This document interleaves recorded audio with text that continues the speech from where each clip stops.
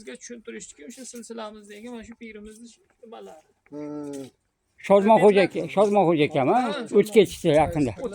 Ha. Bu mana eski holati mana shular. Endi hozir sal nimaroq turibdi, qarovsiz. Bu obidaga qarar ekanda.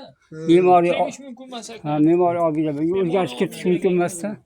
Qachon o'zar mablag' ajab o'zar. Hozir nima qila olmayapmiz buni, remont ham qila olmayapmiz. O'sha yerda zo'rg'a qildik-da. Bu endi apasi.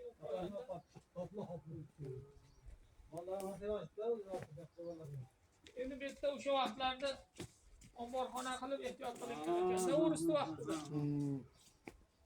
Mana shu ham zo'rg'a saqlab qolishgan ekan.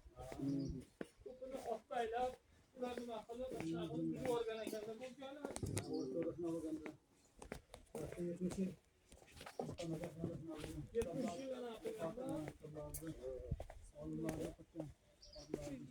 Olimtoy. Olimtoy ekan. Bunisi keyin bo'lgan mana o'risdi vaqtida. O'risdi vaqtida qurilgan. Bu binolar, ha? Bunisi eski holati. Shuni ham bitta ko'rsatay.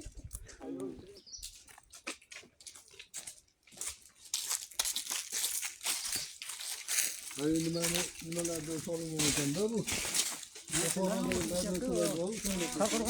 Endi buni qarang. Ha, sarqog'ini o'sib ketadi mana shu. Lokirxon aka. Aha. Buni qarangki, oldingilarda bo'yi past bo'lganmi?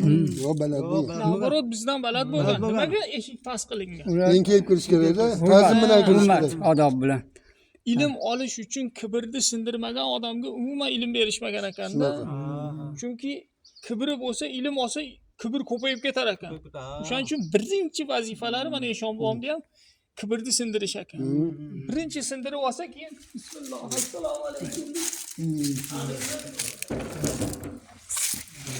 Bu eski holat. Mana o'choqlar ham bor ekan. O'shani qo'yib, mana kitoblarni mana qo'yib, mana bitta sangar, kelgan bilavachchaga darsni berib, ilmni berib o'tishgan ekan. Bunaqa qulaylik yerda bo'lmaydi.